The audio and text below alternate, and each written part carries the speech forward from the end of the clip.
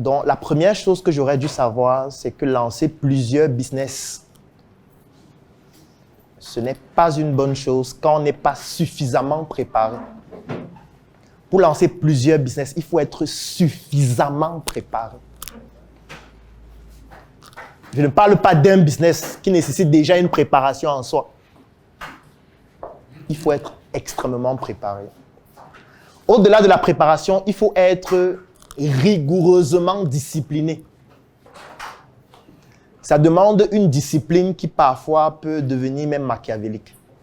Ça peut donner l'impression même aux gens que tu es devenu quelqu'un même de méchant.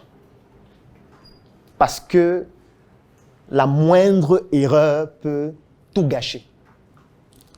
Et parfois, cette erreur-là découle de certains manquements sur le plan de la discipline que tu ne t'infliges pas déjà même à toi-même.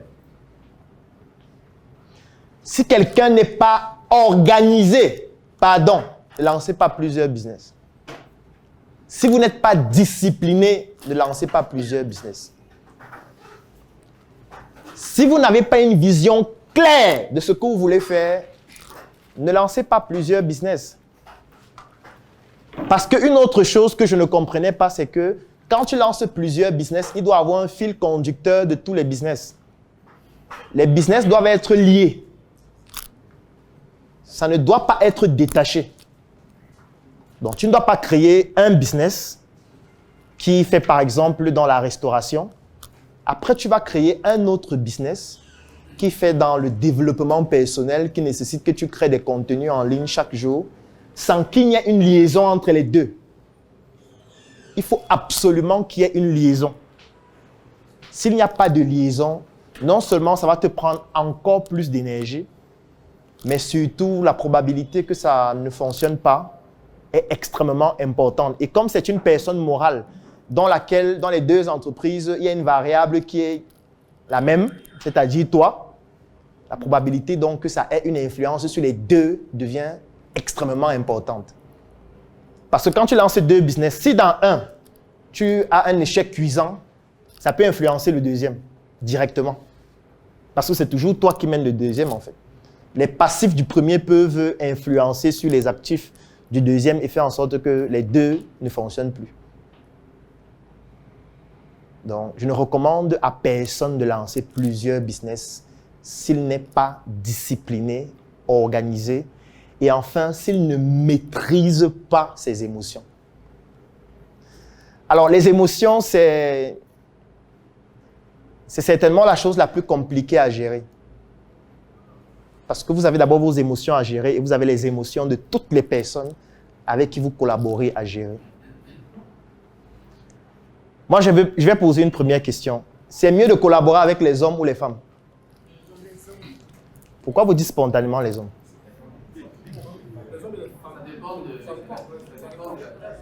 De la tâche. S'il faut, par exemple, quelqu'un pour gérer l'accueil, c'est mieux un homme ou une femme?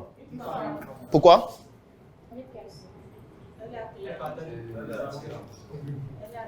Elle est accueillante. Quoi d'autre? Elle aime les commentaires.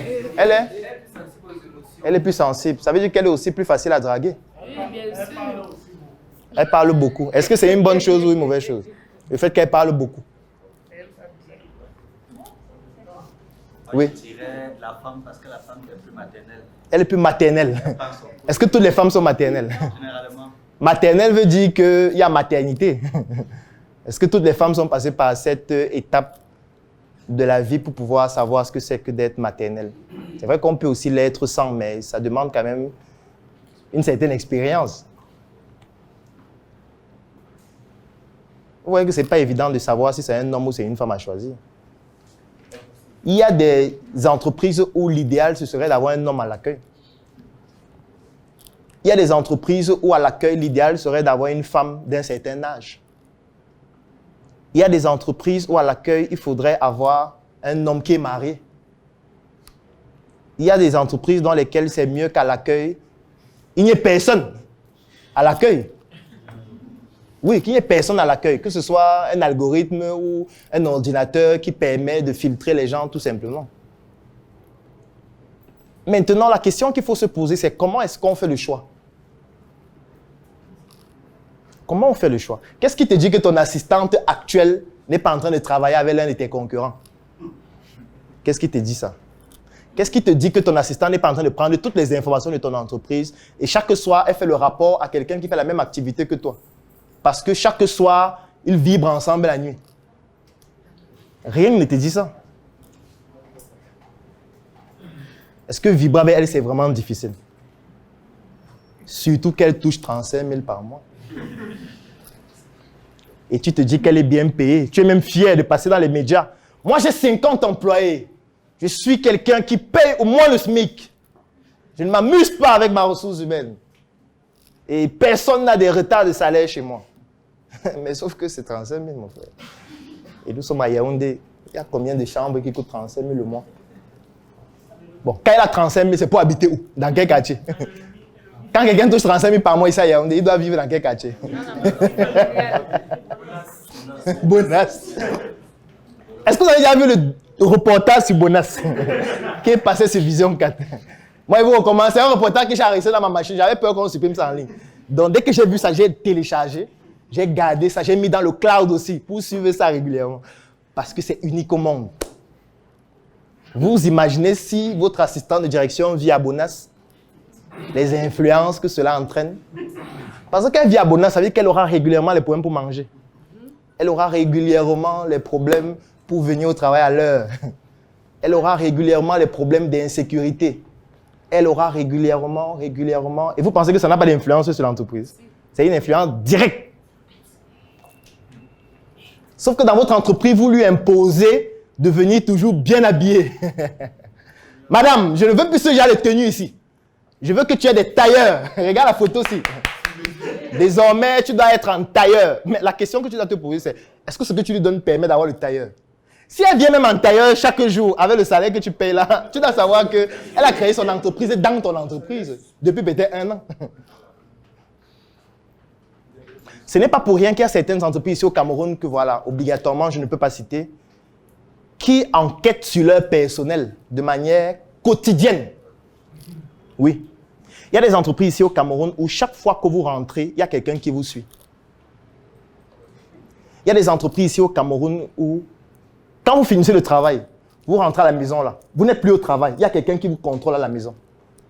Pour savoir où vous allez, pour savoir qui vous fréquentez, pour savoir les endroits que vous fréquentez le week-end, pour savoir si vous étiez en boîte de nuit, si oui, laquelle, avec qui. Oui, il y a des entreprises qui font ça. Ici, je ne parle pas de l'Occident, je parle d'ici, à Yaoundé même. Parce que vous manipulez des informations tellement sensibles qu'il faut qu'on sache avec qui vous êtes chaque jour.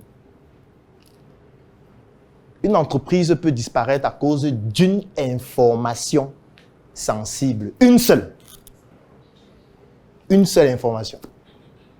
Moi, je me rappelle dernièrement, je travaillais en consultance avec une entreprise, que je ne peux pas citer bien sûr.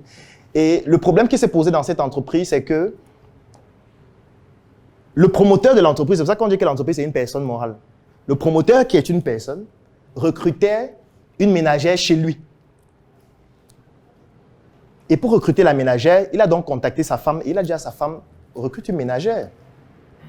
Étant donné qu'on le contrôle et qu'on connaît sa femme, quand sa femme essaye donc de recruter une ménagère, en fait, c'était l'appât idéal pour l'avoir.